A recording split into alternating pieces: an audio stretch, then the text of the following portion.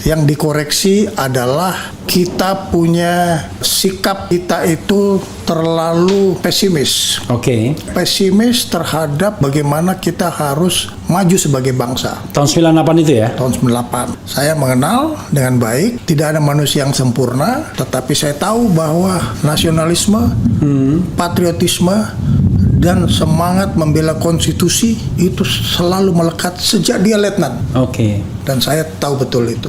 Bagaimana hilangnya nyawa mahasiswa Trisakti itu? Berapa? 4 orang atau 5 orang gitu ya? Sampai sekarang kan mereka selalu menuntut tuh. Awal-awal ya, sekarang mungkin udah capek, udah bosan, udah tua-tua orangnya. Pelaku penembakan itu sampai sekarang kan nggak pernah diketahui. Pelaku penembakan secara hukum sudah dilakukan melalui mahkamah militer. Dan yang bersangkutan itu adalah anggota Polri yang sudah diambil Inkrah putusannya. Ya sudah diambil.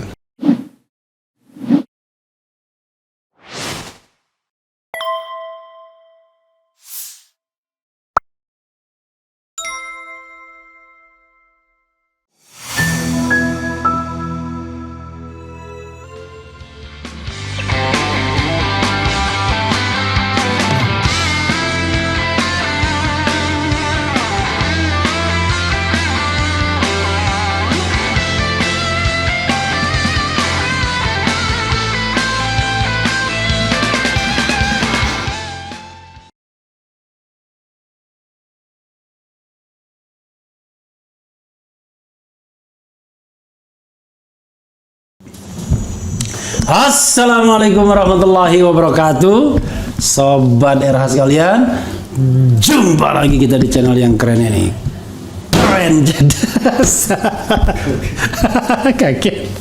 Jadi Sobat RH sekalian, walaupun di depan saya ada Letnan Jenderal ya, yang sangat terkenal waktu peralihan era reformasi, dan waktu itu pangkatnya Majen. Tapi saya harus tetap gebrak gebrak meja ya. Beliau adalah Letjen Safri Samsudin. Assalamualaikum warahmatullahi wabarakatuh. Waalaikumsalam. Jadi Pak Safri punya kolega agak tegang nih gara-gara saya gebrak meja. Sorry Mas Bambang. sorry. Gebrak meja itu memberi semangat. Memberi semangat. Langsung dia. Pak Safri, luar biasa ya. Belum mulai kita sudah ditonton 89 orang nih minimal ya. Mau terus bertambah nanti ya, 95 naik terus ini.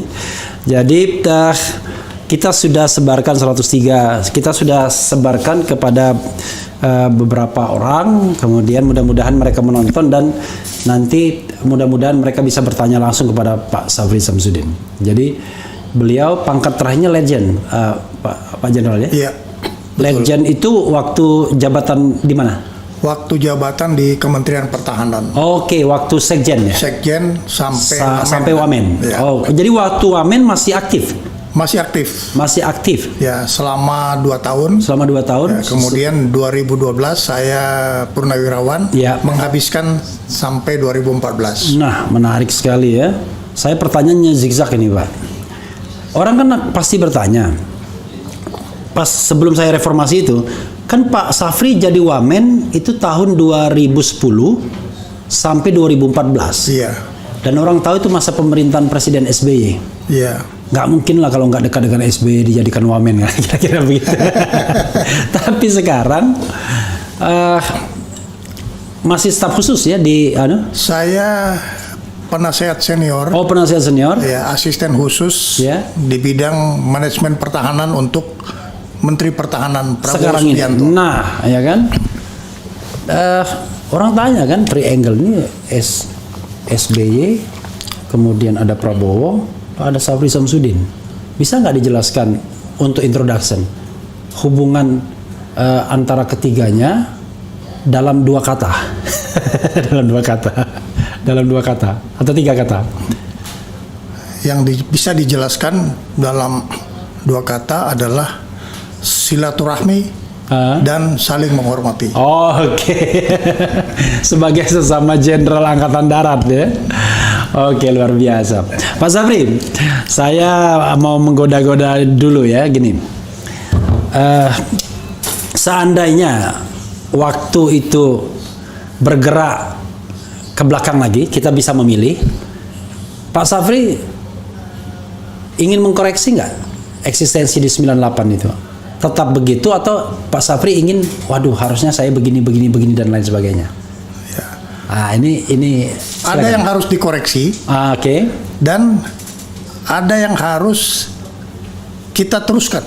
Oke. Ya. Oke. Nah, yang dikoreksi dulu. Yang dikoreksi adalah kita punya sikap kita itu terlalu pesimis. Oke. Pesimis terhadap Pesimis terhadap bagaimana kita harus maju sebagai bangsa. tahun 98 itu ya? Tahun 98. Oke. Ya, karena apa? Tahun 98 itu sebetulnya adalah tantangan menuju kepada globalisasi. Oke. Oke. Nah, karena itu tantangan menuju ke globalisasi, seharusnya kita menyatukan semangat persatuan dan kesatuan untuk menjemput era globalisasi. Tapi apa yang terjadi? Kita mengalami degradasi. Oke. Degradasi. Degradasi dari bagaimana semangat persatuan dan kesatuan itu, karena memang kita pada saat itu mengalami distorsi, gejolak. Oke. Itu ditahan dulu, Pak. Yang dilanjutkan apa? Yang harus dilanjutkan apa? Yang dilanjutkan adalah bagaimana NKRI ini yang berdasarkan Pancasila harus kita terus tumbuh kembangkan dari generasi ke generasi, termasuk generasi milenial sekarang. Oke, jadi jangan discontinue seperti itu ya, seolah-olah generasi lama muncul kekuasaan baru putus, Ya, kekuasaan baru lagi putus begitu. harus ada kontinuitas. Untuk hal yang baik tentunya kan. Ya.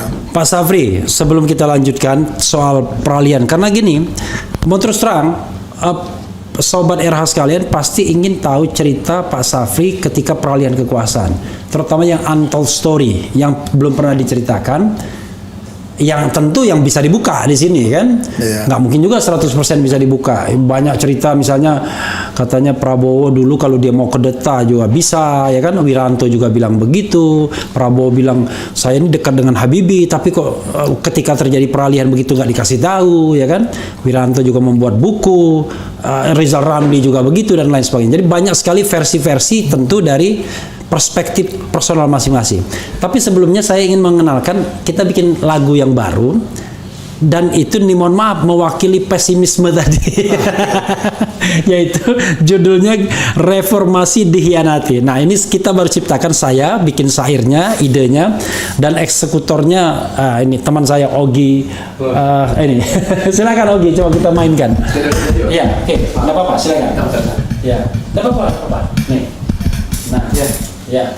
Ini lagu baru dari kami, judulnya Reformasi Dikhianati. Oke.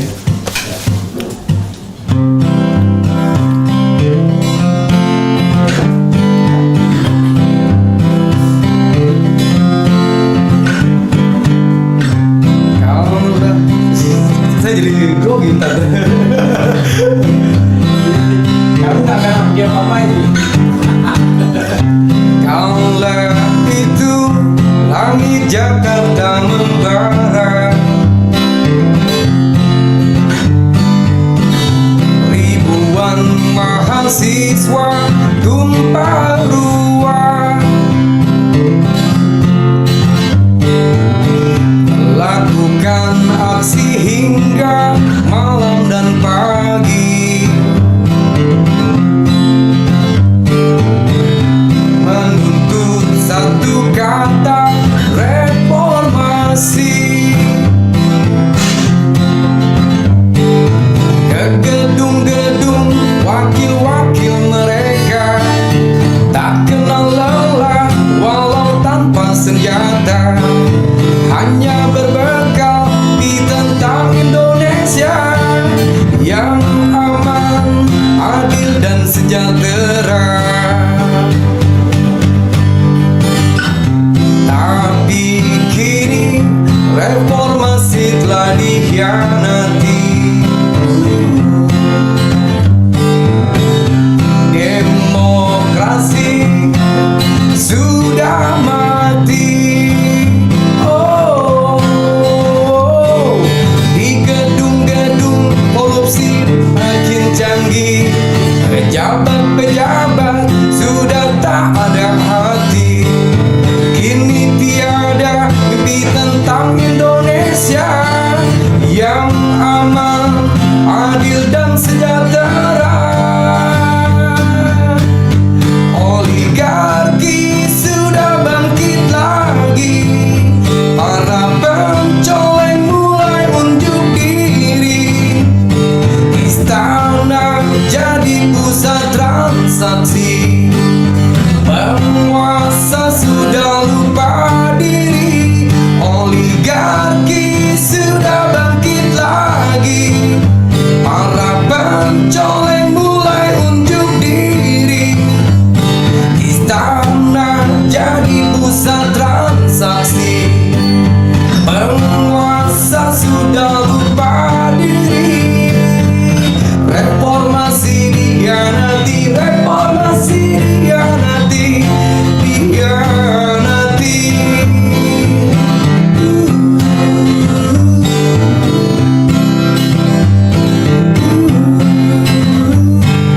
Di gedung-gedung korupsi makin canggih, pejabat-pejabat sudah tak ada hati. Kini tiada mimpi tentang Indonesia yang aman, adil dan sejahtera. Oligarki sudah bangkit lagi, para pencoleng mulai unjuk diri. Istana jadi pusat transaksi, penguasa sudah lupa diri. Oligarki sudah bangkit lagi, para pencoleng mulai unjuk diri. Istana jadi pusat transaksi, penguasa sudah lupa diri. Reformasi dihianati, reformasi dihianati, dihianati.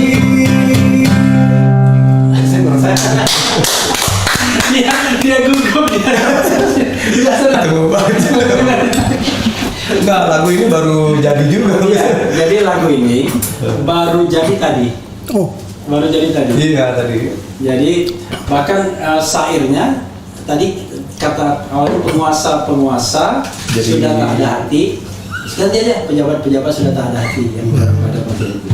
Jadi kalau nadanya dia tanggung jawab. Kalau syairnya Betul. saya tanggung jawab. Oke, terima kasih banyak. Oke, terima kasih, Bang. Iya. Sorry. Tapi kamu gugup memang dia.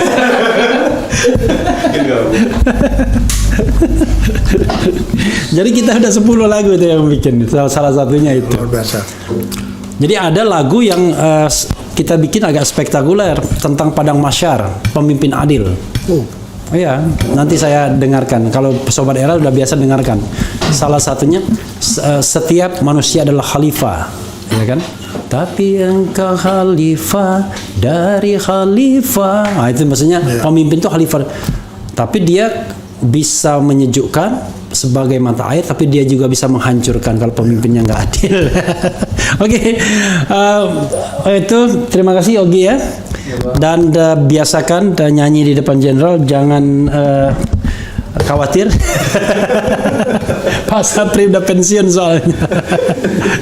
Pak Safri, tentu orang menunggu-nunggu apa sih untold story yang ingin Bapak share yang selama ini Bapak belum ceritakan atau tidak ceritakan. Silakan Pak. Pada proses 98, sekedar catatan bagi Sobat Era sekalian, pada tahun 98 itu ada 4 jenderal yang paling tidak berperan, berkuasa, terlihat di situ. Satu adalah Panglima TNI, Panglima ABRI pada waktu itu, Jenderal Wiranto.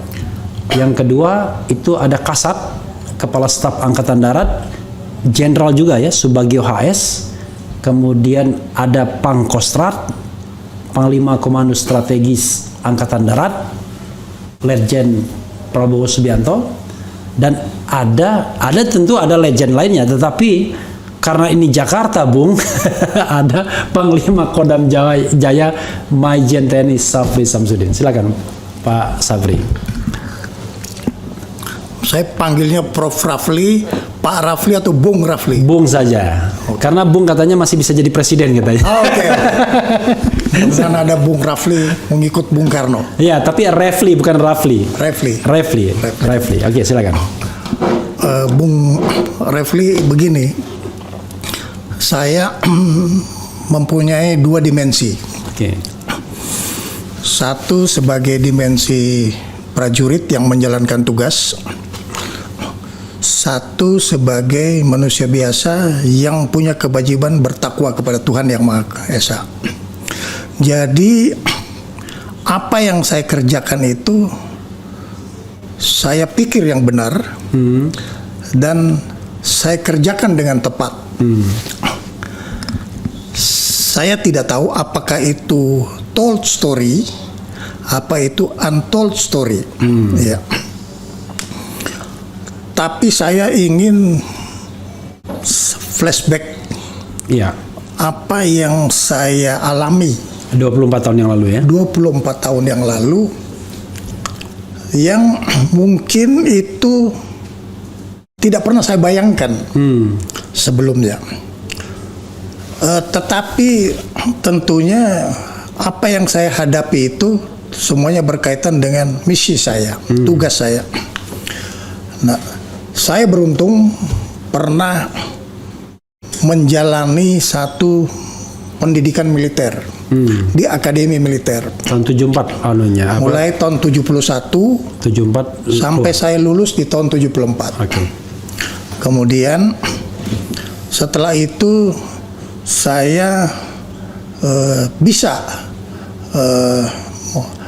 masuk kepada salah satu kesatuan yang dibanggakan oleh TNI Angkatan Darat, Kopassus. yaitu pasukan khusus. Iya. Di situ saya mendapatkan satu pelajaran-pelajaran yang keras.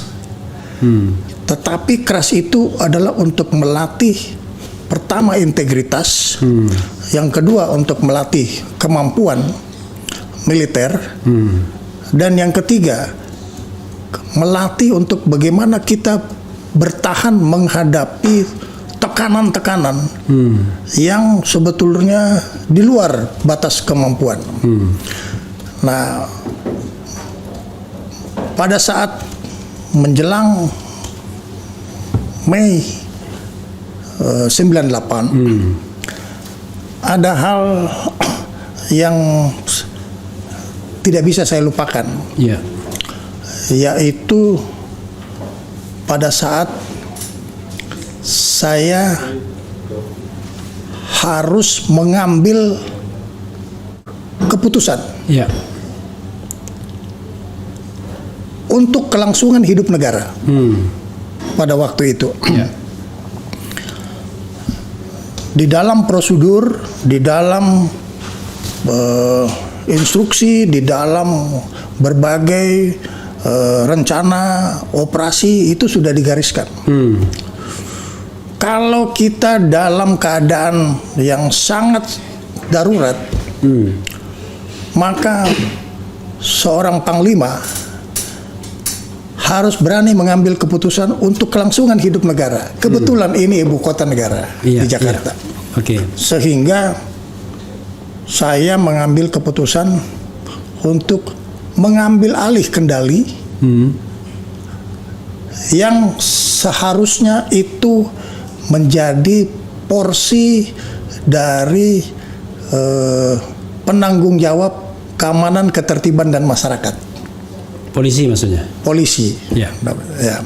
Tetapi karena situasi pada waktu itu sangat chaos dan tidak dimungkinkan lagi polisi untuk berada di lapangan, sehingga dengan garis perkembangan situasi saya mengambil alih, dan itulah yang membuat saya terus bisa menjaga apa yang menjadi misi saya, yaitu menjaga keamanan ibu kota. Ya, dan ini merupakan tanggung jawab saya. Bukan tanggung jawab siapa-siapa, tanggung jawab operasional yang ada di pundak saya. Itu untold story yang diambang batas antara to be or not to be. Dan itu waktu itu mohon maaf nih, karena kita harus frankly speaking, itu atas sepengetahuan waktu keputusan itu diambil Panglima TNI, Panglima ABRI, atau itu inisiatif pribadi langsung? Itu adalah pilihan yang kita ambil. Oke. Apakah kita menunggu perintah? Oke. Atau kita melihat perkembangan situasi yang sangat darurat. Saya memilih perkembangan situasi yang sangat darurat. Oke. Ya. Nah, tentunya setelah mengambil alih kondisi situasi Kamtibmas, itu apa yang Pak Saf lakukan?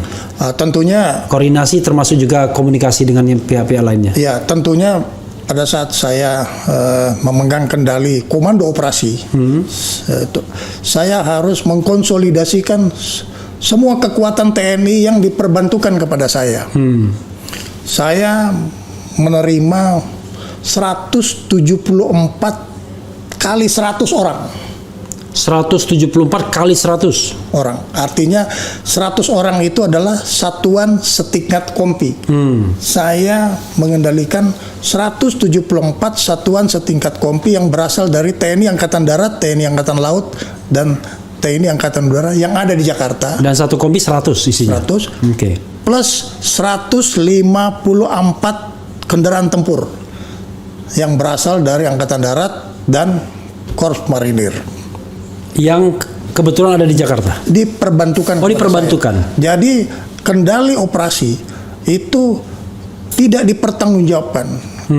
Tanggung jawab operasi itu tidak dipertanggungjawabkan pada panglima-panglima yang lain, tapi dipertanggungjawabkan kepada saya. Oke. Jadi saya lah yang bertanggung jawab terhadap apa yang terjadi dan tidak terjadi yang berkaitan dengan operasi di menjaga keamanan ibu kota. Itu pada waktu itu. Itu tanggung jawab itu rentang berapa lama Pak Saf? Itu terjadi kurang lebih sampai dengan 1 bulan. 1 bulan. Jadi dari kira-kira tanggal berapa Mei sampai Ya, mulai dari tanggal 14 Mei. 14 Mei Ya, Trisakti plus ya. 30 hari. Oke, plus 30 hari. Ya. Kejadian Trisakti ya awalnya. Ya. Satu bulan itu bisa dibilang sangat powerful dong berarti.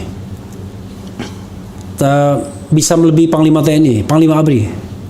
Kekuasaan 1 bulan itu. Secara de facto. Di dalam militer Ya. kita tidak mengenal itu. Oke. Di dalam militer kita mengenal namanya rantai komando. Oke. Jadi pada saat kewenangan kita itu pada satu level, Ya. kita tidak boleh mengambil kewenangan yang lebih besar. Oke. Itu. Ya, walaupun kita tahu kita punya, Secara de facto kita menguasai kita pasukan. menguasai, tapi kita tidak boleh sewenang-wenang menggunakan kekuatan yang ada sama kita. Kekuatan yang ada sama kita hanya kita gunakan untuk merestorasi keamanan di ibu kota, tidak untuk kepentingan yang lain. Oke. Jadi misinya adalah merestorasi keamanan ibu kota dan itu didasarkan pada inisiatif personal tadi kan? Iya. Karena merespon situasi. Ya, jadi memang itu tersurat di dalam surat telegram Panglima. Ada telegram nomor 14 Bakorstamas namanya. Oke, jadi Pak Saf ambil inisiatif dulu baru ada surat, bukan ada surat dulu. Tidak. Oh, ada surat dulu. Surat sudah ada. Oke. Jadi surat itu sudah keluar di bulan Januari. Oke. Kejadiannya itu di bulan Mei. Oke, Jadi saya oke. tinggal melihat ini sudah level mana. Oke. Pada saat level yang harus saya ambil tindakan, saya ambil.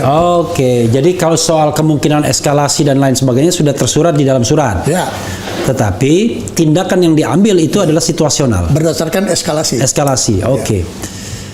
Jadi Pak Saf, yang menarik adalah ini sudah jadi rahasia umum, ya, rahasia umum on the paper, di atas di newspaper ya, di TV, persaingan pada waktu itu. Ini saya terpaksa masuk ke wilayah itu ya kan, karena orang pasti akan tahu.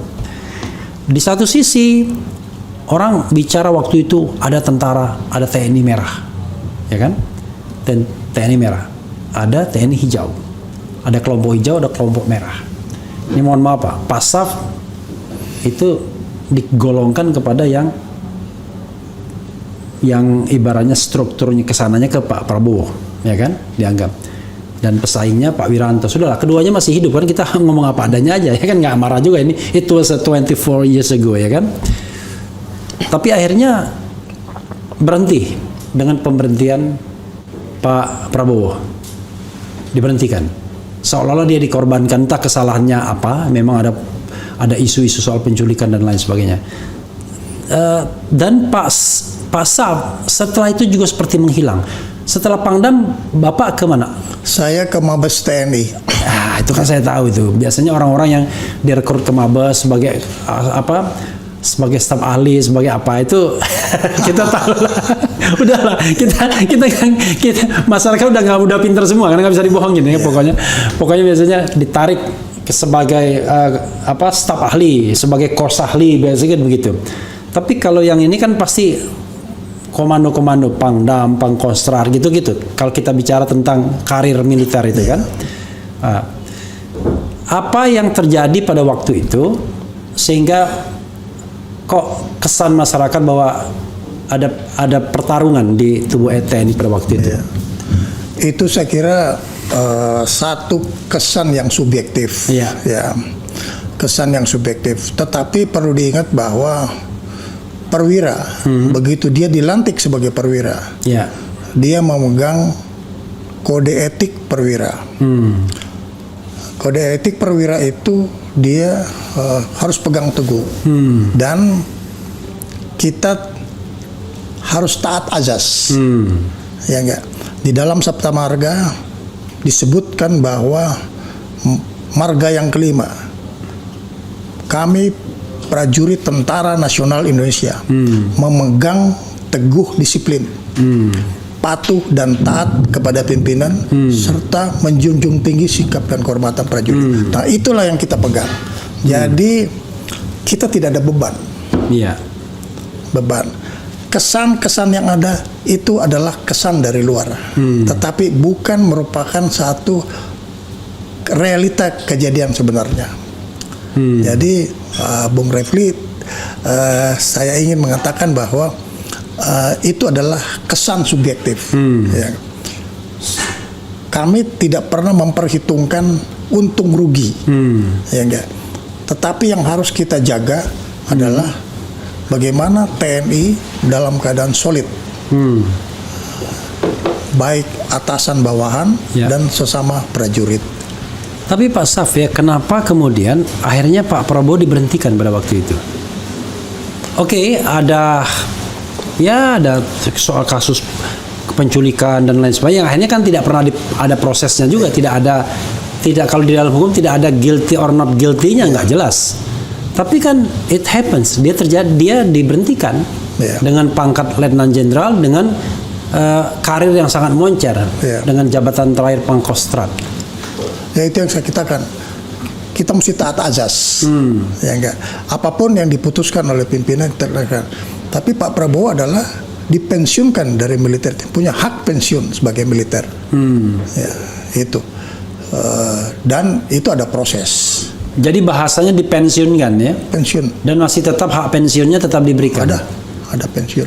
Oke. Dan itu. Oh, dia tidak bisa dikatakan bahwa dia diberhentikan, tapi dipensiunkan. Dia pensiun. Oke, kalau diberhentikan kan artinya dia tidak pernah tercatat sebagai pensiunan kan? Ini kalau dia diberhentikan masih timbul pertanyaan. Tapi kalau dia dipensiunkan, semua orang punya hak untuk pensiun. Dan itu yang terjadi. Bahwasanya dia pensiun lebih awal, itu adalah keputusan pimpinan. Ya. Waktu itu Pak Sam nggak masuk ya di dalam apa istilahnya, komite jenderal? Saya ikut. Oh, ikut. Saya namanya apa? Dewan Kehormatan Perwira. Oh, sorry. Dewan karena udah lama sekali. Dewan Kehormatan Perwira ikut. Saya Berapa orang di DKP itu waktu itu? Kita tidak bisa menentukan berapa orang karena kita kan sendiri. Oke, jadi tidak digabungkan jadi satu. Tidak kolosal, ya. Tapi Ya. di sendiri-sendiri. Sendiri. Dan itu ada porsi-porsinya. Oke, berarti Pak Sap waktu itu pernah dipanggil Pak Wiranto untuk memutuskan nasib Pak Prabowo. Oh tidak. Oh, tidak. Pak Wiranto tidak menjadi ketua Oke. di dalam Dewan Kehormatan. DKP siapa ketuanya waktu itu? Ketua kalau tidak salah bintang 3 semua. Oh, bintang 3 semua ya. Ada kepala staf angkatan darat juga. Oh, Pak Bagio ya. Pak Bagio. Pak Bagio HS ya yang jadi Pak Wiranto kan sudah Menhankam. Menhankam Pangap dia ya. waktu itu. Menhankam Pangap. Waktu itu memang rangkap jabatan Panglima ABRI Ya, pada waktu itu merangkap, gitu. Tapi kesannya ini mohon maaf nih Pak Saf, kebintangan Pak Saf itu sangat kuat moncer ketika jadi Pangdam Jaya, jadi a crucial time-nya di situ. Tapi setelah itu Pak Saf hilang. Ini penonton juga nanya, Pak Saf kemana aja setelah itu? Iya. Nah, kita ini kan ini nih mohon maaf Pak Saf ya. Kita ini kan walaupun pengamat, orang di luar kan kita tahu betul yang namanya jabatan-jabatan TNI itu kan. Siapa yang naik, siapa yang turun, siapa yang hilang, siapa yang mandek kan ya. Ada yang bilang, ini mestinya Pak Saf ini bintang 4 nih katanya. Tapi nasibnya cukup di bintang 3. Bintang 3 pun karena ada slotting di luar jabatan teknis teritorial kan, yaitu sebagai Sekjen waktu itu Dephan ya, Departemen Pertahanan, sekarang Kemhan, dan kemudian jadi Wakil Menteri Pertahanan. Nah itu kan ibaratnya kita tahu lah, biasanya nyimpang-nyimpang begitu naik pangkat. Tapi jabatan teritorialnya dari Pangdam, mungkin ke Pangkostrat, ke Kasat, itu Pak Saf hilang di situ. Iya. Yang pertama garis tangan. Garis tangan. Garis tangan, apalagi ya? Ya. Buah tangan nggak ada. Tapi yang penting saya tidak cuci tangan. Oke. Nah itu yang penting ya kan? Itu. Ya. Nah, saya mempunyai filosofi, ya, bahwa terputar itu tidak tersesat. Oke. Dan terlambat itu tidak ketinggalan. Oke. Ya enggak. Kita taat kepada penguasa, tapi kita takut kepada yang Maha Kuasa. Ya, sobat daerah sekalian, dimohon maaf ya karena hujan. Rupanya koneksi internet kita terputus, dan tadi setelah kami cek terputusnya di kita taat pada penguasa tapi takut kepada yang Maha Kuasa. Nah, silakan Pak Saf dilanjutkan, dimohon maaf, dan mudah-mudahan koneksi internet kita baik ya. Mudah-mudahan walaupun hari hujan. Silakan Pak Saf. Apa yang? Ya, tadi pertanyaan saya kan soal setelah Pangdam, kan moncer sekali. Pangdam berapa tahun Pak Saf waktu itu ya? Usia Pak Saf? 2 tahun. Hah? 2 tahun. Enggak, maksudnya usia. Saya jadi Pangdam usia 45 tahun. Tuh, muda banget kan? Ya. Itu termasuk muda ya? 45 tahun. Nah, 45 tahun jadi Pangdam. Kan moncer sekali tuh karirnya. Dan setelah itu hilang. Jadi legend tahun 2005. 2005 ya? 2005. Ah, berarti 6 tahun kan? 6 tahun nggak naik pangkat. Sementara kita tahu ada orang yang berapa bulan naik pangkat. dari Majen ke legend, dari legend ke jenderal itu hanya hitungan kira-kira berapa belas bulan gitu ya. Oke Pak Saf, silakan. Iya, pangkat dan jabatan itu buat saya adalah amanah. Ya. Jadi kalau tadi lamanya bintang 2 itu 8 tahun. Iya. Kemudian buat saya bukan satu hal yang memberatkan. Iya. Karena memang saya ingin mengabdi, bukan ingin mencari pangkat. Iya. Ya. Jadi kalau saya ulangi bahwa kalau saya terputar, itu saya tidak merasa tersesat.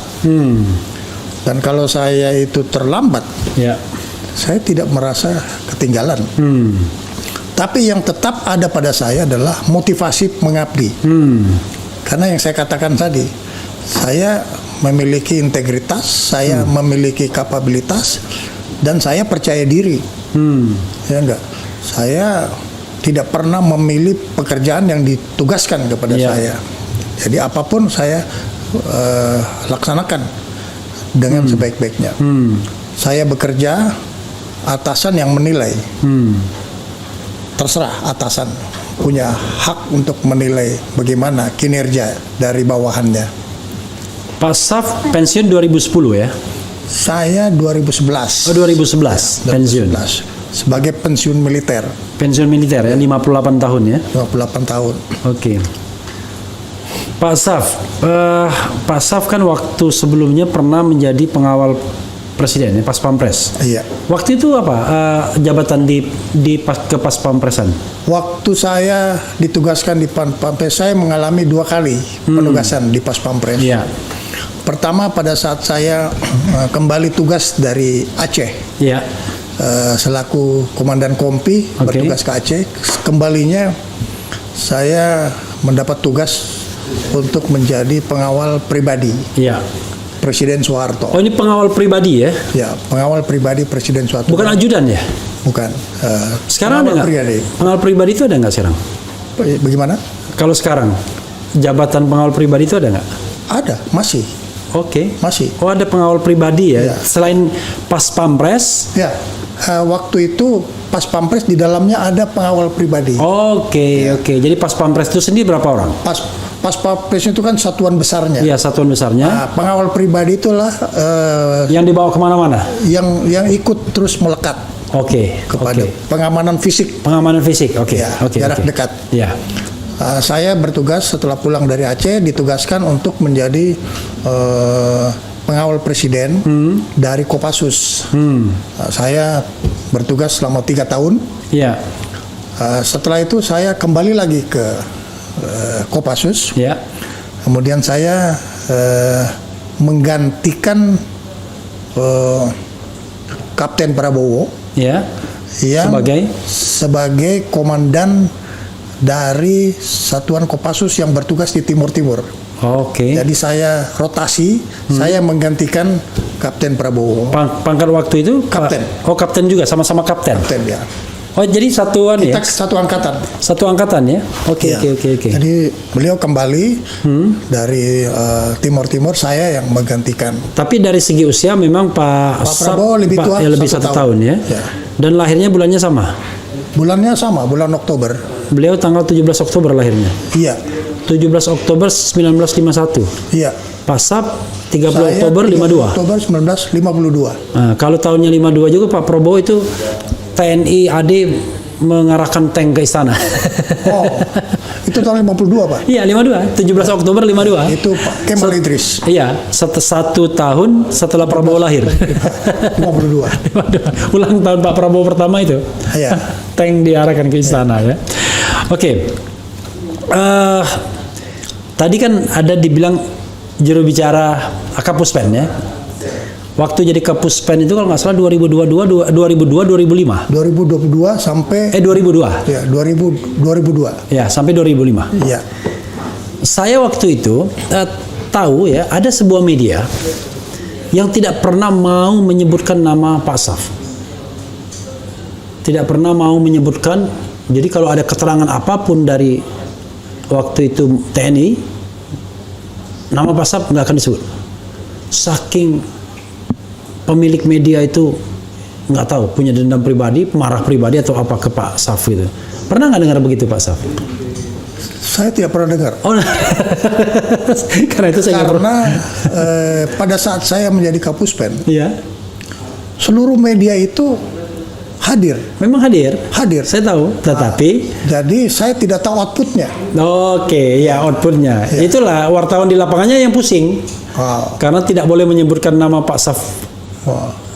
Belum tahu, nggak tahu ya. Belum pernah tahu. Oke, tapi saya nggak perlu sebutkan kan nanti media yang bersangkutan malah membantah kan, jadi saling dianggap fitnah ke saya. Oke, Pak Saf,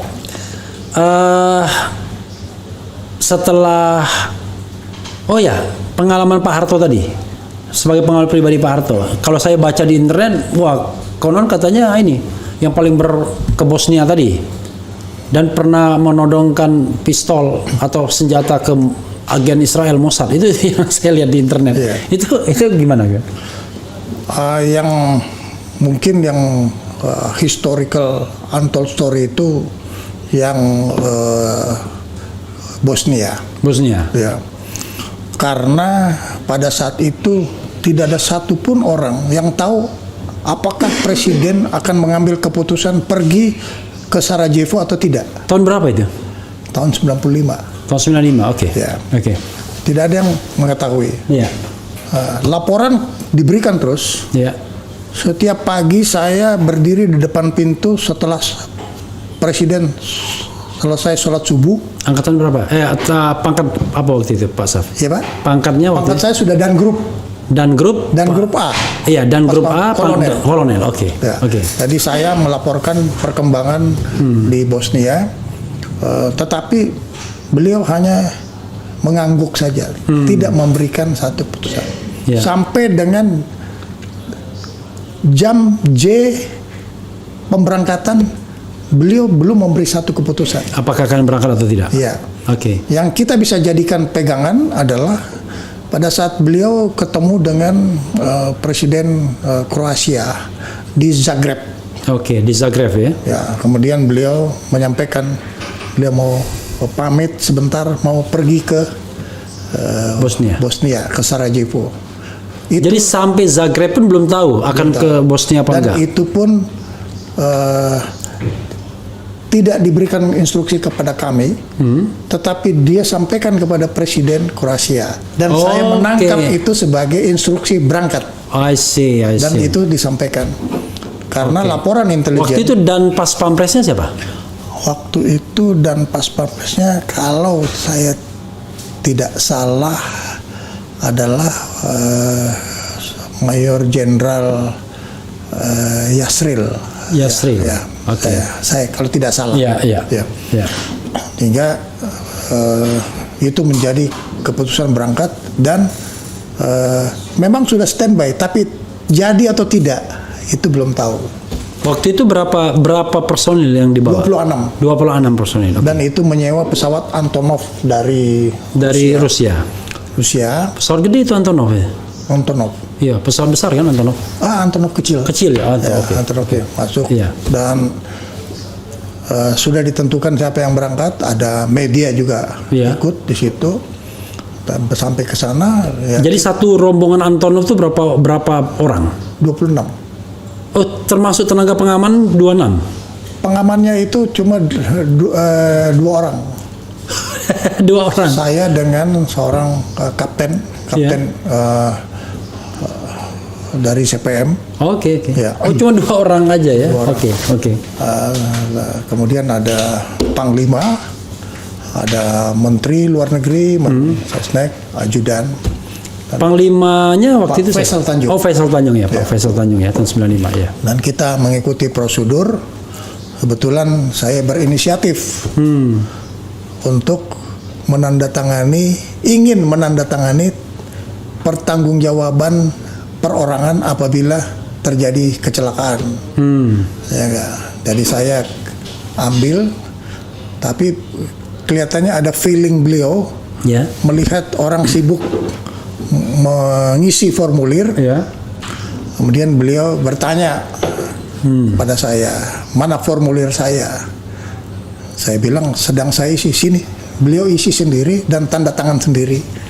Formulir untuk Pak Harto. Pertanggungjawaban perorangan apabila terjadi. Ya, kalau something happen berarti dia sudah tanggung jawab sendiri. Ya. Pak Harto ngisi sendiri. Langsung isi dan tanda tangan sendiri, serahkan kepada awak pesawat. Dan baru pintu ditutup dan kita berangkat. Tapi saya sudah melakukan. Dan awak pesawatnya orang Rusia semua? Ya, orang Rusia. Yang disewa oleh PBB. Dan tapi saya sudah menyiapkan vest anti peluru yang ketebalannya bisa sampai 12,7 di bawah tempat duduk dan di samping tempat duduk presiden. Oke. Ya. Jadi beliau pernah pakai nggak itu sampai waktu turun? Nggak. Tidak pernah pakai. Ya, Oke. tapi beliau minta supaya saya menyimpan, memegang, dan minta supaya disimpan di Taman Mini. Oh, sampai sekarang ada di situ. Saya kira masih ada. Oke. Oke. Itu milik PBB. Oke. Lalu? Tapi beliau juga punya sendiri. Oke. Ya, dan sendiri itu ya saya diminta untuk istilah Jawanya dicangking saja gitu. Oke, dicangking. Iya. Nah, itu sampai pemberangkatan hitungannya 6 jam. Oh, Zagreb Sarajevo itu 6 jam. 6 jam dengan pertemuan. Oh, dengan pertemuan. Jadi 3 jam pulang pergi, Ya. 3 jam bertemu, Ya. dan hitungannya 6 jam. Jadi semacam 6 jam di Jogja lah. Oke. Jadi dari Zagreb, Sarajevo balik lagi Zagreb 3 jam. itu 6 jam dengan Iya, pertemuannya. Dengan pertemuannya. Bertemu siapa waktu itu? Bertemu dengan Presiden Bosnia. Siapa namanya waktu itu ya? Saya tidak kenal ya, Iya. Presiden Bosnia, dan itu masih sangat sulit ya itu karena potongan keju pun itu dianggap barang mewah. Oke. Ya, jadi Waktu ini kan Bosnia waktu itu diinvasi Serbia ya. ya, jadi pada saat itu di Bosnia itu masih terbelah. Ada Serbia Iya. menghadapi Bosnia dan ada PBB. Oke. Jadi lapangan terbang itu panjangnya dikuasai oleh Serbia, Ya. lebarnya dikuasai oleh Bosnia. Bosnia. Kemudian di dalamnya ada pasukan PBB.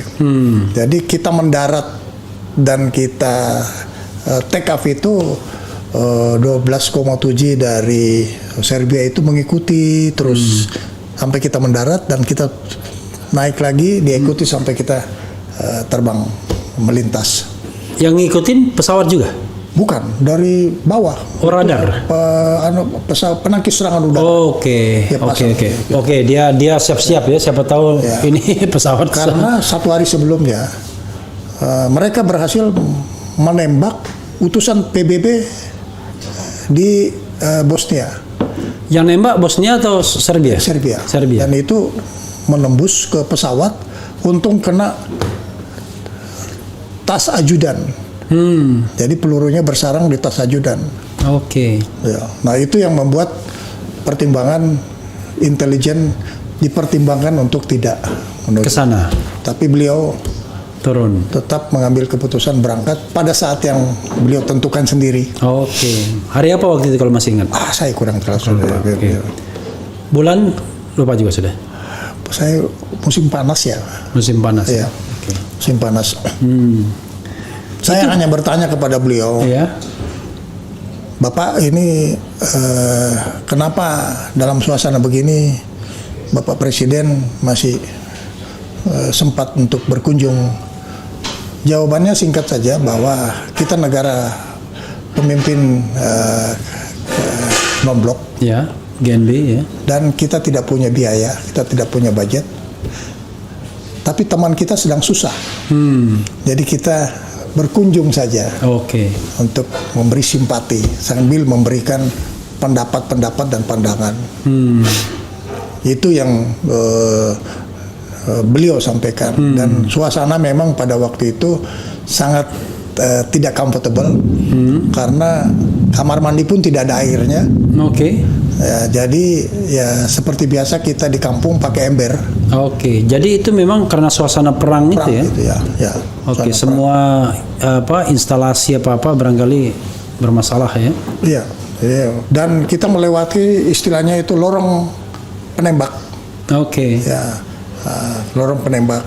Nah, saya juga tidak tahu sebab sebetulnya konvoi Panzer itu sudah disiapkan di mana Presiden untuk Tapi beliau naik sendiri tempat yang beliau tentukan. Oke. Konvoi Panzer dari Panzer Bosnia. dari PBB. Oh, PBB. Jadi semua warnanya sama, putih. Oke. Sudah disiapkan sebetulnya, tapi beliau naik di tempat yang lain ya. Nah, kita menyesuaikan aja. Oke. Ada kejadian apa waktu itu? Aman-aman aja ini. Kita melewati lorong penembakan. Atasi pertahanan melaporkan bahwa ini kita memasuki lorong penembakan. Biasanya mereka itu tidak terbidik, asal nembak aja. Mau kena mau enggak itu yang penting mengganggu saja. Oke. Ya. Tetapi pada saat kita di Sarajevo, pada saat terjadi pembicaraan antara kedua presiden, memang terjadi ledakan. Oke. Ya, ledakan. Tapi ledakan itu tidak mengganggu jalan pertemuan. Cuma memang disiplin waktu itu yang menentukan presiden. Jadi Presiden Soeharto maksudnya. ya. Menentukan jam sekian konferensi pers oleh Menteri Luar Negeri dan sekian harus berangkat. Jadi kalau kita hitung ya 6 jam. Menteri Luar Negerinya Pak Ali Alatas. Ali Alatas, Alex ya. Pak Alex ya, almarhum. Oke, yang Mossad itu gimana ceritanya? Kok ada katanya menodongkan Mossad? Saya kira itu untold story yang nggak usah kita bicarakan lah. Oke. Ya, Pak, kejadiannya di mana itu? Di New York. Oh, di New York. Ya, Oke. itu sebetulnya itu cuma kesalahpahaman. Tapi itu semuanya benar. Menjalankan prinsip-prinsip keamanan, tidak ingin mengambil risiko terhadap siapa yang dia. Waktu itu ngawal juga. Ya, waktu itu kan Ishak Rabin juga membawa pengawal. Ya. Karena mau ketemu presiden kita, ya saya harus mempersiapkan. Oh, itu acara PBB ya? Saya nggak tahu itu acara PBB mungkin ya. Iya, biasanya kan kalau kepala negara itu kan acara PBB. Ya, jadi ini ya pertemuan yang istilahnya itu accident aja ya gitu. Nggak direncanakan ya, pas di sana. Ya. Lalu kenapa todong-menodong akhirnya? Sebetulnya tidak todong-menodong. Iya. Ya enggak. Dia waspada, saya lebih waspada. Ya. Biasanya kewaspadaan itu ditentukan dengan bagaimana kesiapan kita. Yeah. Itu jangan dianggap todong-menodong. Tapi itu adalah kesiapan masing-masing. Tapi sudah keluar tapi senjata sudah. Iya, semuanya sudah mengeluarkan senjata. Ya, semuanya kita sudah keluarkan. Tetapi akhirnya dia tahu bahwa kita sama-sama bertugas. Oke. Jadi Oke. Itu biasa. Oke. Itu bukan luar biasa. Oke, waktu itu tahun berapa itu? Pangkat? Tahun kalau nggak salah itu tahun-tahun pangkat saya kolonel. Kolonel ya, udah kolonel ya. Oke. Mudah-mudahan saya sebelum kita ke bagian current situation ini, karena kan yang namanya tentara tidak pernah mati ya. The soldier never dies ya kan, kalau gitu. Nah, coba kita lihat dulu bagaimana aspirasi sobat era sekalian sebelum kita bicara current situation ini. Gimana, mantap kopinya? Mantap kali. Kalau mantap kali, cadangan masih banyak. Mana ini nggak bisa tidur kita ini. Nggak bisa tidur.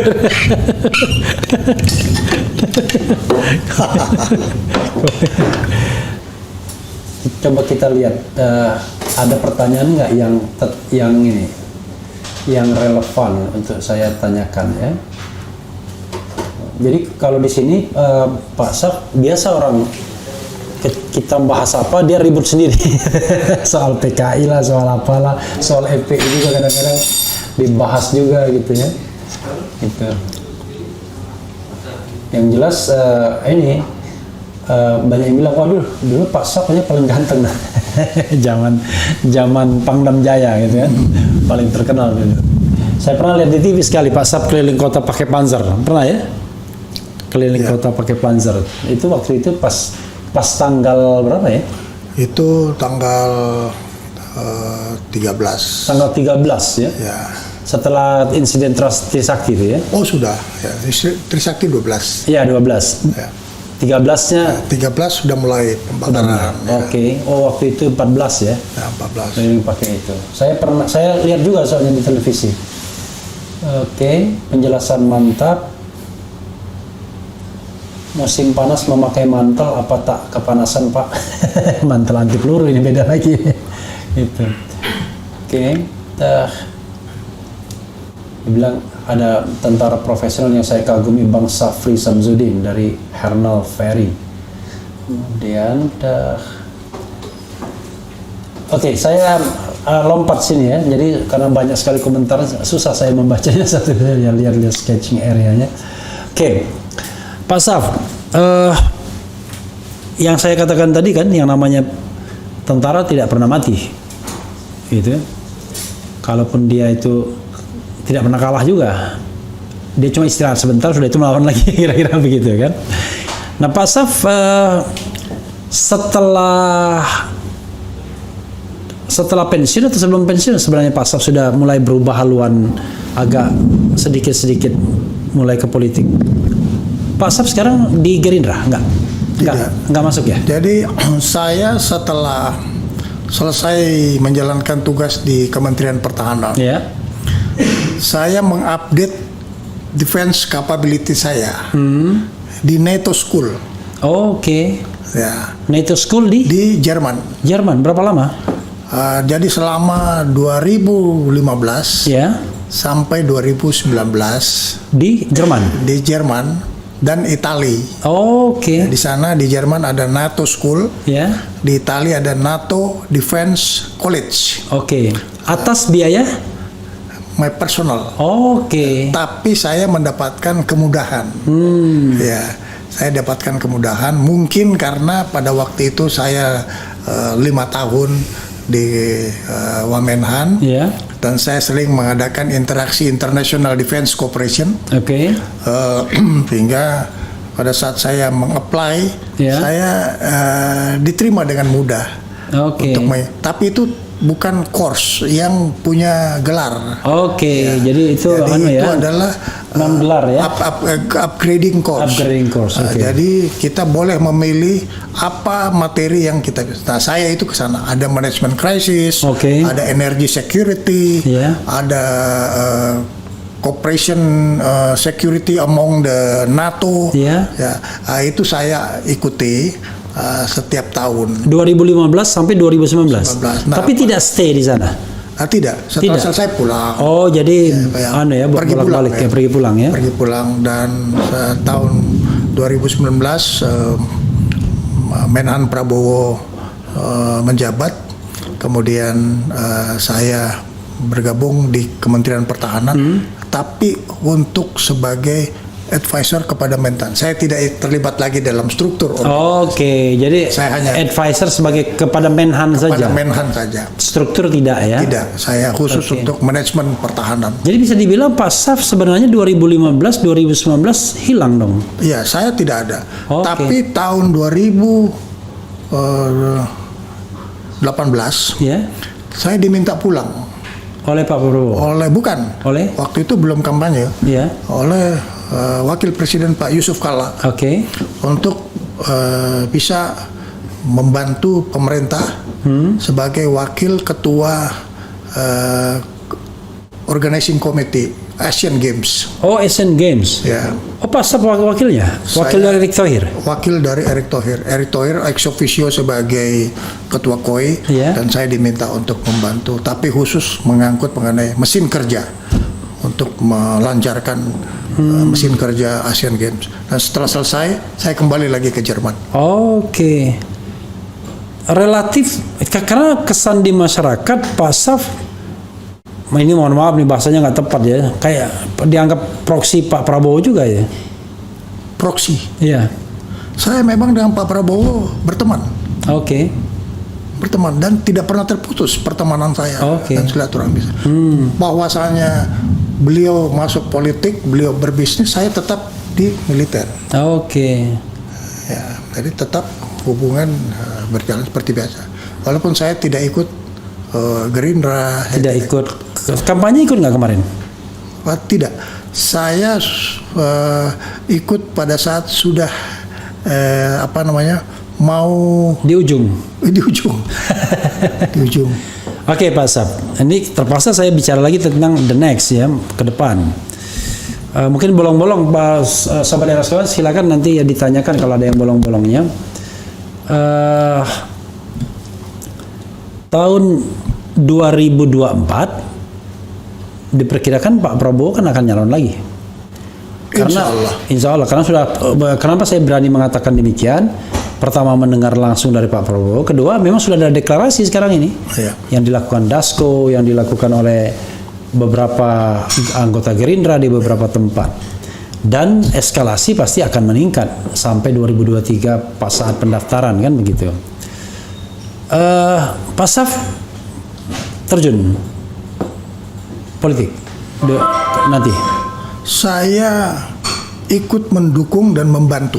Oke, tentu Tapi Pak. saya tidak masuk di dalam struktur resmi. Gerindra. I see. Tapi sangat mungkin ikut dalam struktur tim kampanye mungkin ya. Ya. Oke. Pak Saf, apa yang katakanlah mendorong Pak Saf untuk ikut dalam politik seperti ini kan? Ini kan sudah high politik. Ya.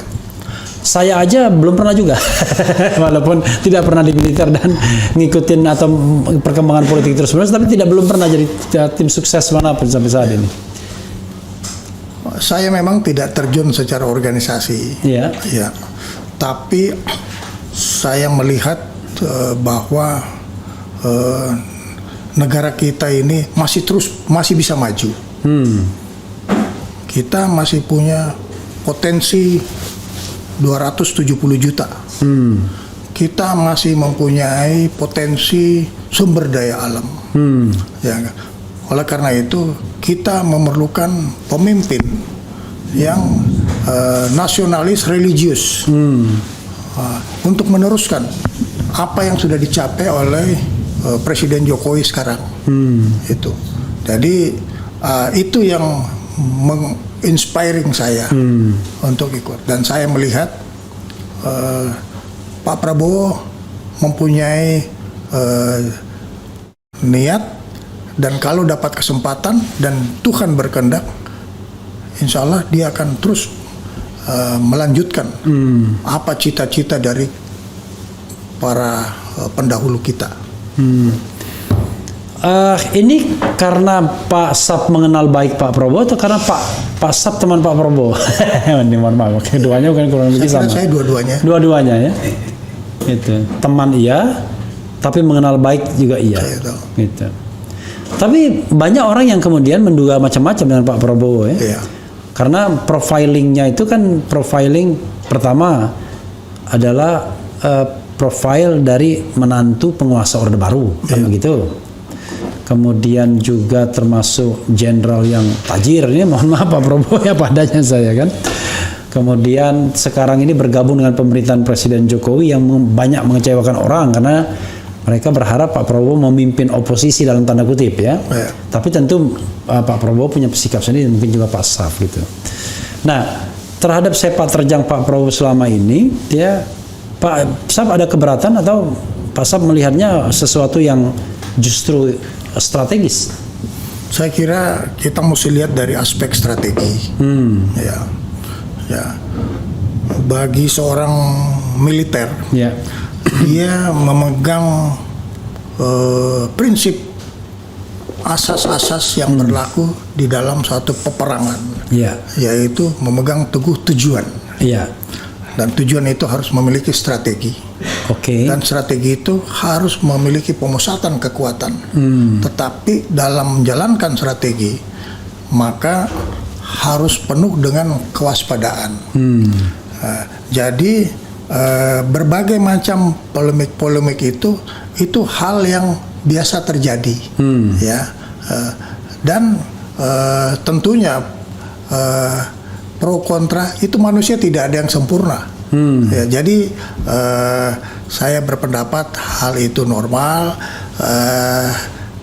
Saya mengatakan bahwa kalau tidak kenal maka tidak sayang.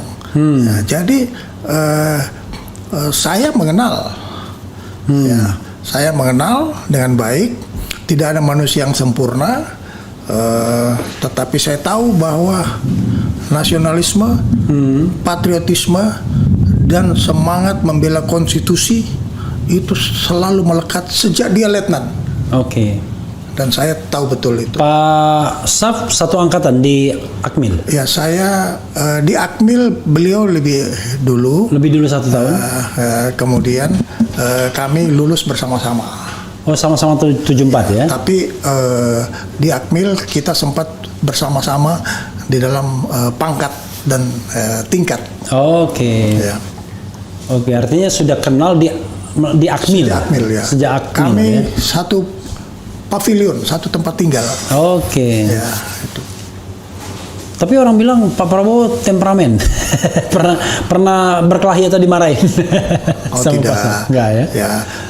Semua orang mempunyai tingkat-tingkat seperti itu. Ya. Level tertentu level temperamen tertentu ya. Ini ada yang bertanya ya. Peristiwa Mei 1998 adalah kudeta. Nggak ngerti juga ya kudeta dari apa ke mana. Nanti di komentar aja Pak Sap secara umum ya. Pak Sap, tolong kasih tahu Pak Prabowo sebaiknya beliau jadi penasehat saja. Bantulah yang muda-muda untuk membangun bangsa ini, itu lebih mulia. Itu lebih mulia. Kemudian dia bilang begini, nasionalis religius insya Allah Pak Anies bisa ya. Pak Safri, apa tujuan Prabowo ikut gabung ke Jokowi? Kemudian ada bilang Prabowo 2024.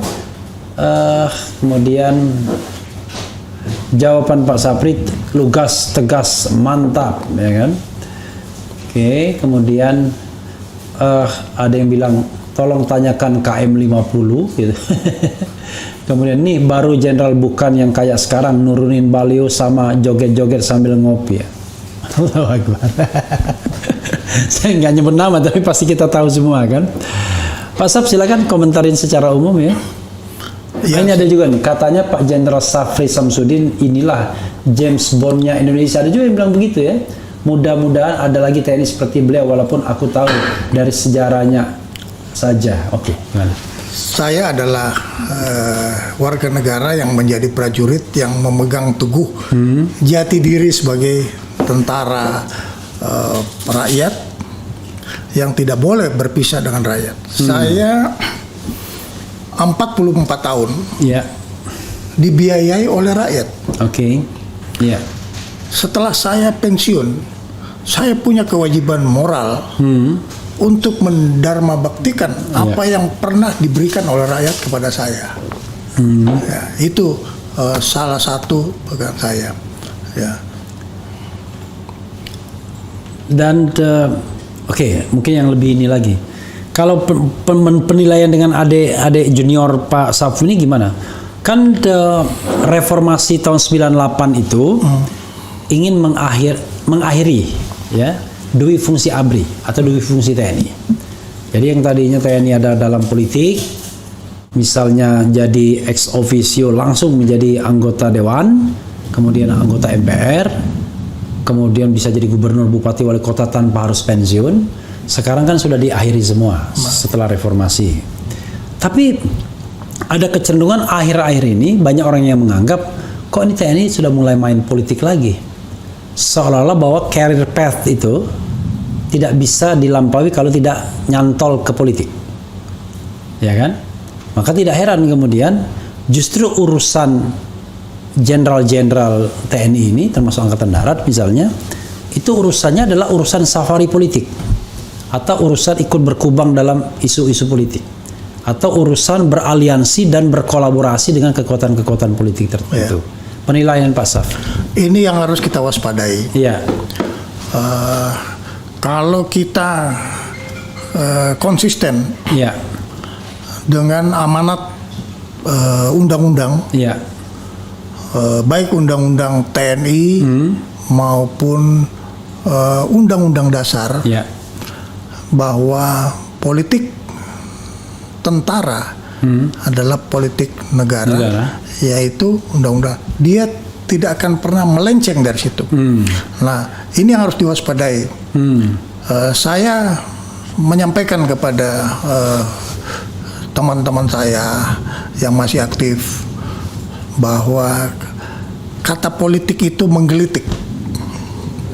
menggelitik bagi kita yang profesional. Ya. Itu. Oleh karena itu, pegang teguh apa yang tersirat di dalam Sabta Marga dan Sumpah Prajurit. Itu. Bab ini adalah kunci dasar. Itu. Dan ya, kalau kita tidak waspada, kita bisa terbawa. Dan ada 1-2 orang yang terbawa. Saya senang mendengarnya. Ada 1-2 orang yang terbawa ya. Dan Secara institusi nggak terbawa. Tapi kalau 1-2 orang itu memegang institusi kan gawat juga. tetapi jangan lupa Iya. bahwa institusi itu adalah institusi yang tegas dan keras terhadap itu.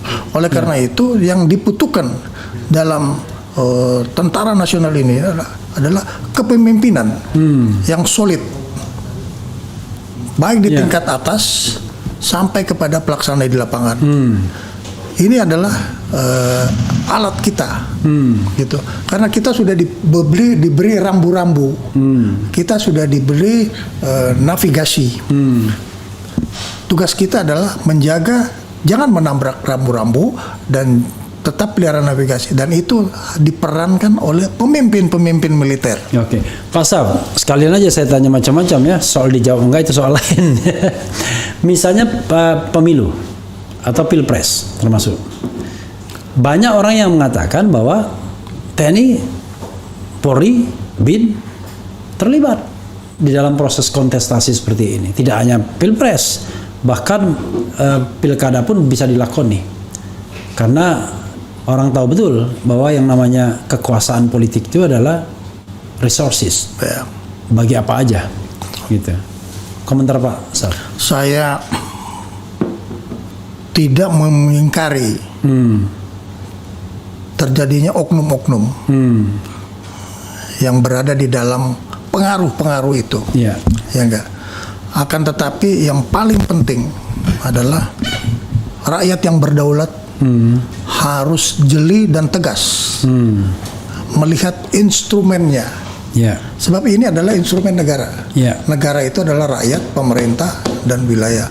Jadi sangat diharapkan bahwa kontrol sosial rakyat terhadap tentara, kontrol sosial rakyat terhadap aparat-aparat pemerintah lain itu lebih pekat, ya, lebih pekat.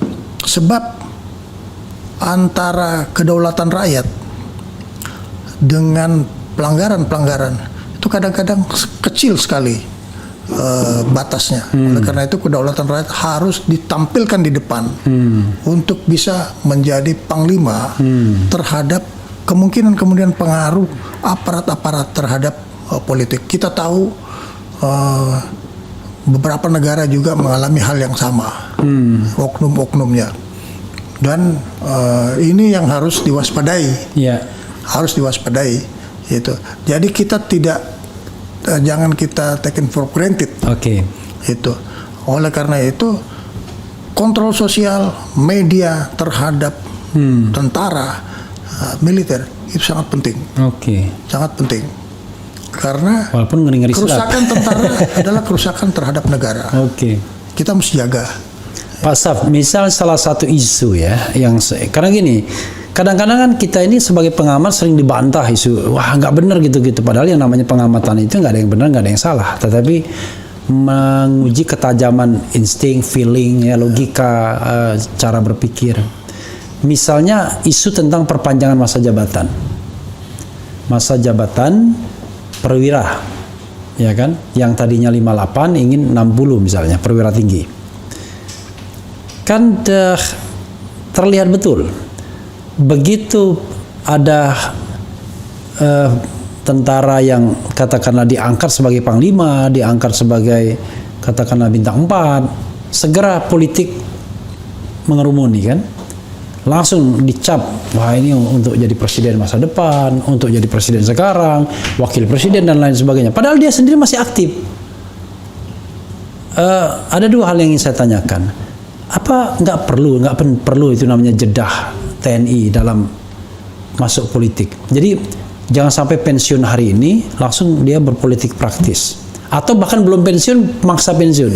Untuk itu satu poin.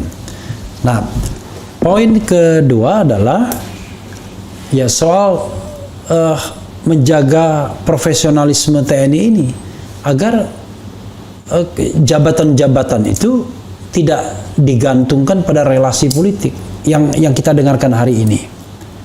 Salah satunya adalah ya misalnya tadi ketika ada isu pensiun mau diperpanjang misalnya, kan orang selalu berimajinasi kan, wah ini kepentingan siapa ini, ya kan? Apa kepentingan orang yang saat ini barangkali mau pensiun, ya kan? Nah, yang seperti itu kan memprihatinkan, Pak Asap. Apa jalan keluarnya? Memang kita mesti lihat dulu konstelasi militer secara universal. Iya. Ya. Kalau kita lihat pemimpin militer secara operasional itu memang seperti umpamanya Singapura, mereka sudah memperpanjang masa umurnya. Iya. Di negara lain ada yang umur 60 tahun, Ya. ada 62 tahun. Iya. Nah, kita memang juga perlu memikirkan, Iya. tetapi kita jangan mencampur adukan Iya. bahwa kita ingin memperpanjang umur, tapi untuk mengoptimalkan Resources. resources untuk mission. Iya. Ya, nah terkadang ini tergelitik Iya. dengan satu isu-isu dan mohon maaf, Iya. kadang-kadang politisi kita juga genit juga. Iya, iya, iya. Melihat ini, ya padahal. Tidak hanya politisi, netizen, masyarakat juga genit juga. Ya. Nah. Belum apa-apa baru dilantik sudah bilang cocok jadi calon presiden, Itu kan dia. kira-kira begitu. Jadi ini sebetulnya berpengaruh kepada figur kita, itu. Kalau di tempat lain nggak ada, karena setelah pensiun dia istirahat dulu berapa tahun, baru masuk politik. Amerika umpamanya, Colin Powell dia setelah pensiun dia 2-3 tahun istirahat baru dia bergabung. Itu aturan atau etika? Itu adalah internal etika. Oh, internal etika ya. Internal etika yang dibuat. Nah kita kadang-kadang tergelitik hal-hal itu. Tapi kuncinya adalah personal integration dari pemimpin kita. Itu. Soalnya orang kan khawatir kalau misalnya tidak ada jeda, istilahnya mungkin masa probation ya, probation period. Kalau nggak ada jedahnya itu, maka bisa saja dia menggunakan resources ketika aktif untuk persiapan. Iya. Kan berbahaya jadinya, menarik-narik TNI dalam politik akhirnya. Ada satu hal, Bung Refli, yang kadang-kadang masyarakat tidak begitu memperhatikan. Seorang militer, apapun jabatannya, begitu dia lepas dalam jabatan itu, apalagi pensiun, nol, kembali ke zero dia punya strong. Iya, iya. Apakah dia mantan panglima? Apakah dia mantan komandan? Iya, iya. Ya. Ini bukan tahun 50. Iya. Karena di tahun 50, kalau saya jadi komandan batalion, seluruh suku saya ikut. Iya. Nah, saya kira di mana-mana tuh, di Padang, Ya, di ya. mana Ya. terjadi. Nah, tapi sekarang tidak. Kita terdiri dari berbagai macam suku yang mempunyai etika. Jadi kalau kita sudah pensiun, lepas dari jabatan, belum pensiun, lepas dari jabatan, Hilang semua. hilang dalam arti kata yang tinggal satu, dignity. Dignity ya, martabat. Ya, martabat. Jadi pada saat dia menjabat, dia tidak memelihara martabat. Begitu dia sudah tidak menjabat, orang tidak akan memperhatikan dia lagi. Oke. Ya, dan itu penting sekali. Jadi jangan kita menyalahgunakan wewenang yang bisa mengorbankan dignity, kehormatan. martabat. Sebab kehormatan itu yang membawa kita ke liang kubur. Iya, iya, iya. Penghormatan selesai pada saat kita tidak lagi menjabat. Ini kan kadang-kadang memprihatinkan soalnya. ini ada yang tanya yang nakal ya. Pertanyaannya, ada pertanyaan terhadap situasi negara, oke, tapi dia bilang ini, tadi persis mana ya, Pak? Pak Jenderal, bagaimana pendapat Bapak terhadap perkembangan situasi? Oke, Pak Jenderal, buzzer RP itu boleh dipelihara negara. Tanya-tanya kemudian. Sekarang TNI, polisi, dan Satpol PP sama, tidak ada bedanya, tidak ada wibawanya. Padahal dahulu TNI disegani di negeri ini. Ini ada ya. Pak Jenderal, bagaimana pandangan Bapak terhadap perkembangan situasi? Oke. Ada yang mempertanyakan begini, nah ini tadi. Sebagai sahabat dekat Pak Prabowo, apakah Pak Jenderal Safri tahu tentang diamnya Pak Prabowo terhadap pendukung-pendukungnya dulu seperti Habib Rizik, Habib Bahar, dan lain-lain di Ingin ulama kita supaya tetap menjadi panutan, ya. Tapi juga kita juga harus melihat bahwa perkembangan umat Islam itu sekarang juga sudah bergerak lebih maju. Jadi ini juga berpengaruh kepada nilai-nilai ulama kita. Kita ingin ulama kita itu menjadi panutan. Ya kita memang melihat beberapa fenomena, ya. Tetapi mudah-mudahan kita semua dibukakan jalan, ya. Dibukakan jalan untuk menempatkan ulama kita di posisi yang tepat, dan umara juga bisa menjaga ulama kita. Gitu. Oke. Susah kalau nanya orang yang terjaga. Tapi ini ada pertanyaan yang nakal nih, izin Jenderal, apakah Anda dikandangkan pihak-pihak tertentu agar tidak menjadi saksi peristiwa tragedi 98? Sebab dinilai dapat mengancam mereka yang menjadi pimpinan. Bung Refli, saya 4 kali dalam pemeriksaan. Oke. Dalam kaitan 98. Oke. Pemeriksaan baik itu yang dilakukan oleh pemerintah, ya, maupun yang dilakukan oleh internal TNI.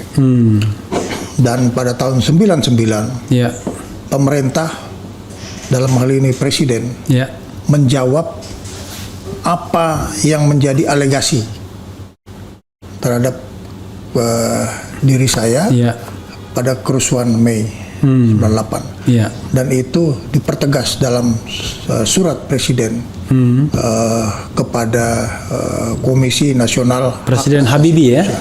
Ya, pada saat Presiden Habibie. Nah, itu surat resmi. Jadi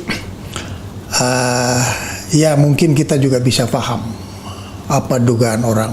Ya. Tetapi yang penting bahwa proses ini tidak dibiarkan. Tidak dibiarkan. Saya melalui pemeriksaan TGPF, ya. Saya bahkan TGPF itu tim gabungan pencari fakta, ya, yang dibentuk oleh Komnas HAM, ya. Oke. Saya kemudian juga dimintai kesaksian oleh institusi saya, oleh pemerintah, ya. Sampai dengan beliau mengambil kesimpulan, pemerintah, presiden mengambil kesimpulan. Jadi kata dikandangkan itu memang bagi orang yang saya tetap memelihara fighting spirit saya, tetapi itu saya anggap sebagai pemacu. Iya. Tapi ada satu yang kemudian sampai sekarang yang menjadi masih misteri, ya, Pak Saf, yaitu kita tidak pernah bisa menemukan bagaimana hilangnya nyawa mahasiswa Trisakti itu. Berapa, 4 orang atau 5 orang gitu, ya. Sampai sekarang kan mereka selalu menuntut tuh awal-awal, ya. Sekarang mungkin udah capek, udah bosan, udah tua-tua orangnya. Pelaku penembakan itu sampai sekarang kan nggak pernah diketahui. Pelaku penembakan secara hukum, ya, sudah dilakukan melalui mahkamah militer. Dan yang bersangkutan itu adalah anggota Polri, yang sudah diambil apa istilahnya dalam hukum, inkrah putusannya. Ya, sudah diambil. Berapa orang waktu itu? saya nggak tahu berapa Oke. terhadap 4 orang Iya, mahasiswa mahasiswa Trisakti. Trisakti. Ya. Karena kalau selain Trisakti kan ada kasus lain ya, Kak, yang kasus setelah itu bulan apa ya, yang mahasiswa meninggal lagi, ada Yunhap apa-apa itu. Itu kasus Semanggi. Iya, kasus Semanggi 1, Semanggi 2. Iya. Saya waktu itu sudah tidak ada Kaitannya ya. sudah bertugas di Mabes Iya, TNI. iya. Jadi Ya, itu. bagian Pasap adalah bagian ketika Trisakti itu ya, gitu. Ya, dan memang Trisakti itu juga bagian daripada memacu gejolak sosial dan gejolak politik Ya. yang terjadi pada Gara-gara terjadi Trisakti itu ledakan. perpindahan pucuk pimpinan negara jadinya ya. Itulah reformasi total ya. Iya. Pak Sab, satu isu lagi Pak Sab ya, soal isu penculikan yang banyak orang kemudian mengkaitkannya dengan Prabowo Subianto, Pak Prabowo. Dan ada juga kan memang tim Mawar misalnya yang orang-orangnya diculik gitu. Dan orang marah itu, tim Mawar katanya kok direkrut di Kemhan gitu. Ya. Saya tanyakan saja kan, ini kan demi masyarakat. Sebenarnya apa klarifikasi atau pendapat Pak Sab soal isu penculikan yang saya sendiri nggak pernah clear rasanya, gitu. Dan kemudian kesalahan yang dilakukan oleh tim Mawar dan lain sebagainya, akhirnya mereka kan beberapa di antaranya akhirnya diberhentikan ya, bukan pensiun pastinya, diberhentikan. Ya. Gimana Pak? Dalam jawaban pemerintah Ya. presiden juga disebutkan pelaku-pelaku itu sudah melalui proses hukum dan ada yang dipensiunkan dan ada yang dipenjarakan, Ya. tapi tidak tetap bisa mengikuti apa itu namanya dinas militer. Oke. Dan itu sudah tertulis juga di dalam pengadilan. Cuma memang pengadilannya itu pengadilan militer. Ya. Ya, tapi sudah ya inkrah tadi, dan itu sudah dijawab oleh pemerintah melalui surat presiden di tahun 99. Gitu. Kalau tidak salah suratnya itu tertanggal 13 September 99. Itu mengenai kasus-kasus itu. Jawaban itu. Ya. Oke. Jawaban itu. Jadi itulah yang menjadi pegangan dan itu menjadi jawaban resmi pemerintah presiden. Pak Sab, kalau begitu sebenarnya apa yang tidak clear atau belum clear dari peristiwa 98 itu? Ya mungkin polemik Yang terus berlanjut. Polemik. Oke. Polemik. Pak Sab, ini yang namanya YouTube ini boleh ngomong apa aja ya. Mungkin ada beberapa hal yang belum saya tanyakan yang ingin Pak Sab sampaikan. Boleh juga dibacakan atau apa aja undang-undang, silakan. Yang barangkali belum saya tanyakan. Kalau saya sebetulnya mengharapkan bahwa sudah waktunya kita bersatu, melihat ke depan tantangan bangsa kita. Kita sudah melihat contoh-contoh perkembangan regional dan internasional, dan dampaknya yang mungkin bisa terjadi kepada kita, terutama yang berkaitan dengan kedaulatan negara, yang berkaitan dengan wilayah nasional. Nah, kita mesti aware betul mengenai Papua, kita mesti aware betul mengenai Aceh, ya, kita juga harus aware betul mengenai radikalisme, ya, kita juga harus aware betul mengenai fenomena-fenomena regional yang terjadi, dan kita harus mempunyai 4 sikap yang jelas. Bagaimana nation kita itu menjadi strong, ya enggak? Sekarang ini pemerintah kerja keras untuk bagaimana strong politik, strong ekonomi, strong military, dan strong integration. Tapi kita juga harus waspada bahwa di sekeliling kita banyak yang tidak ingin kita strong nation. Sekeliling kita itu negara lain atau di antara kita juga? Ya, orang sering menyebut sebagai non-state actors. Oh, oke. Ya. Oke. Non-state Ini harus actors. kita waspadai. Nah, kita mesti solid. Kita mesti solid. Ya. Ya enggak. Kita sekarang punya satu nahoda. Jangan sampai nahoda menjadi macam-macam. Ya. Itu. Ya. Jadi saya sebagai warga negara ingin melihat bahwa kita itu bersatu.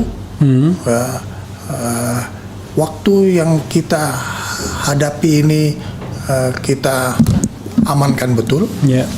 Kemudian kita ke depan pemikiran saya personal untuk itu. Walaupun ada yang mengkritik Pak sekarang, Pak Jenderal sekarang tidak ada yang strong militer, strong ekonomi, melehoi semua. Itu tantangan kita ya. Itu tantangan betul. Iya. Dan itu kita jangan mengabaikan pendapat itu, Pak. Berarti kita something weakness kita harus kita perhatikan juga. Itu. Lagu tadi itu sangat bagus ya, Pak. Iya. Itu adalah satu lagu yang mengevaluasi dan memotivasi Iya. spirit kita. Itu. Dan itu realistis. Kalau kita menerima kritik itu ada dua kemungkinan, kita marah atau jadi bahan evaluasi, itu aja. Ada ini pertanyaan terakhir sebelum closing statement dari Pak Saf. Nah ini ngeri-ngeri saja pertanyaannya. Oke, ada yang mengkritik saya. Jujur, Bung Refli katanya ini. Bung Refli terlihat kaku. Banyak yang sebenarnya mau membantah tapi tidak bisa dibantahkan. Jadi siapa? Kang Info. Saya tidak dalam posisi membantah.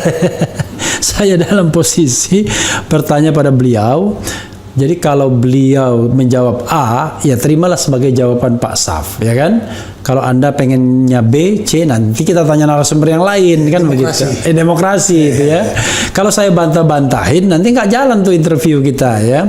Jadi begitu saya nggak setuju misalnya, saya diam aja, menunjukkan ekspresi doang, misalnya kan begitu. Kalau saya setuju, saya tunjukkan ekspresi. Jadi begitu ya, Pak Kang Info ya. Jadi bukan bantah-membantah. Kita tidak sedang berdebat, tapi menginterview beliau. Terakhir nih Pak Saf, sebelum closing statement, ada yang nanya, apa pandangan Pak Saf dengan Panglima TNI kita sekarang? Gitu. Pandangan, opini terhadap Panglima TNI sekarang. Panglima TNI Iya. sekarang. Iya. Sekalian lah sama pimpinan TNI di Kesatuan Angkatan Darat. Kan dua itu kan kalau di kita Panglima TNI sama Kepala Staf Angkatan Darat kan itu dua jenderal yang begini. Pandangan terhadap dua jenderal TNI hari ini, gitu aja, jenderal Angkatan Darat. Saya melihat bahwa kedua jenderal TNI ini adalah harapan dari military milenial di Indonesia. Nah, ini tantangan ini harus dijawab oleh leadershipnya beliau-beliau. Mereka punya kapabilitas, punya pengalaman operasi, ya, punya pengalaman intelektual, ya. Dan itu diharapkan bisa memberikan satu pembaruan bagi TNI. Nah, itu yang saya ingat dan saya yakin karena kami pernah melihat bagaimana beliau-beliau itu pada saat perwira pertama, ya itu idealisme sangat tinggi dan ini kita harapkan terpelihara terus. Ya. Waktu tidak panjang. Iya. Tahun ini selesai. Waktu tidak panjang. Tahun ini pensiun. Pensiun. Iya. Ya, waktu tidak panjang dan seorang jenderal yang bagus adalah seorang yang berpikir brilian dan yang bertindak sesuai dengan misinya. Dan rute ini saya lihat berada pada rute yang dijalankan oleh kedua jenderal Andika dan jenderal Dudung Abdul Rahman. Tapi banyak yang protes. Saya terpaksa mewakili suara publik ya terhadap Jenderal Dudung yang dianggap melakukan langkah-langkah kuda dalam berpolitik. Misalnya dalam kasus Habib Rizik, soal-soal yang terkait dengan politik. Setelah diangkat kemudian silaturahminya ke tokoh-tokoh politik dan lain sebagainya. Termasuk juga dinamika bagaimana kemudian penunjukan Kasat itu akhirnya harus diputuskan gitu. Keputusan itu ada di presiden. Jadi semuanya harus sudah dipertimbangkan dengan baik. Tapi saya yakin mereka tidak akan keluar dari rute profesionalnya. Oke. Saya yakin itu. Oke. Pak Saf, closing statement ke kamera, mungkin ke penonton-penonton era, silakan. Take your time. Mau 1 jam closing statement, is okay. Oh iya, Pak Saf bawa sesuatu ya buat saya. Oke. Oke. Jadi, sahabat era sekalian, saya menggoda beliau ya. Saya bilang, kan beliau kan legend ya kan. Jangan salah, saya juga, kepala saya ini legend juga ini. Karena ini punya legend Yayat Sudrajat.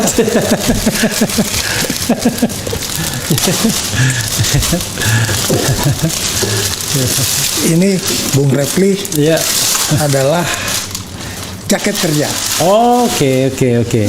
Jaket kerja Jaket kerja di? di Kementerian Pertahanan. Oke. Ya, ini buatan Indonesia, Oke. buatan produk Indonesia. Dan itu khusus Kementerian Pertahanan. Iya. Ini ada Jadi itu recognize. Ada Oh, badge. ada ininya ya, ada badge. Ada badge-nya. Oke. Keren juga. ini digunakan untuk kerja Oke. supaya hangat. Oke. Harapannya sebagai closing time, Ya. Bung Refli bisa menjadi seorang pemerhati dari defense sectors Oke. dan pemerhati terhadap kehidupan sosial kita. Oke. Gitu. Tapi itu Dan boleh hangat dipakai. terhadap- Boleh dipakai di luar. Boleh. Tidak ada urusan dengan peraturan. Oke. Ya. Oke. Ya, karena ini bukan baju dinas ya, tapi Bukan, baju bukan. yang sering dipakai saja. Bukan ini. Oke. Ini adalah satu Oke. jaket. Mudah-mudahan ini cocok. Pokoknya cocok nggak cocok tetap kita pakai. Jadi begini ya pakainya ya. Luar biasa ya. Aduh. Gambar kita masih benar juga ini. Wah, bener nih, cocok nih. Wah, ya saya nggak usah lepaskan lagi. Ya, jadi kalau dingin ya, Ya. supaya nggak masuk angin. Oke. Soalnya masuk angin ini ada dua Pak Saf, Pak Jenderal. Masuk angin dalam makna harfiahnya, betul-betul kita masuk angin, atau masuk angin karena kita tidak konsisten. Masuk angin. Silakan Pak Saf kalau mau. Saya hanya ingin menyampaikan kepada alma mater saya supaya kita terus memegang filosofi dan prinsip konstitusi. Kita terus memegang prinsip-prinsip yang berlaku di dalam kehidupan prajurit. Dan jangan lupa bahwa kehadiran Tentara Nasional Indonesia tidak lepas daripada rakyat Indonesia. Rakyat Indonesia adalah yang melahirkan kita. Ada kewajiban kita untuk memberikan yang terbaik kepada rakyat. Dan inilah pesan yang diwariskan oleh generasi 45. Saya sebagai generasi penerus melanjutkan kepada generasi milenial. Oke. Ya, sobat era sekalian, itu dengan Letnan Jenderal Purnawirawan Safri Samsudin, ya, sosok yang sangat terkenal ketika peralihan kekuasaan tahun 98, karena pada waktu itu beliau adalah Pangdam Jaya, usianya masih sangat belia, masih muda, 45 tahun pada waktu itu, dan luar biasa, idola emak-emak. kalau dulu istilahnya masih ibu-ibu, sekarang emak-emak, sekarang idola emak-emak. Terima kasih atas jaket yang diberikan kepada saya ya. Mudah-mudahan nanti kita akan bisa mengundang tokoh-tokoh politik lain seputar tahun 98. Tentu mereka memiliki cerita dalam angle dan persepsi mereka sendiri berdasarkan pengalaman dan perenungan mereka, tetapi ya kita hormati saja berbagai versi ini untuk pengkayaan kita. Yang paling penting kan one thing for sure, sebagai bangsa kita tidak boleh terpecah. Begitu Pak Saf ya? Ya. Terima kasih. Wassalamualaikum warahmatullahi wabarakatuh. Waalaikumsalam. Keren.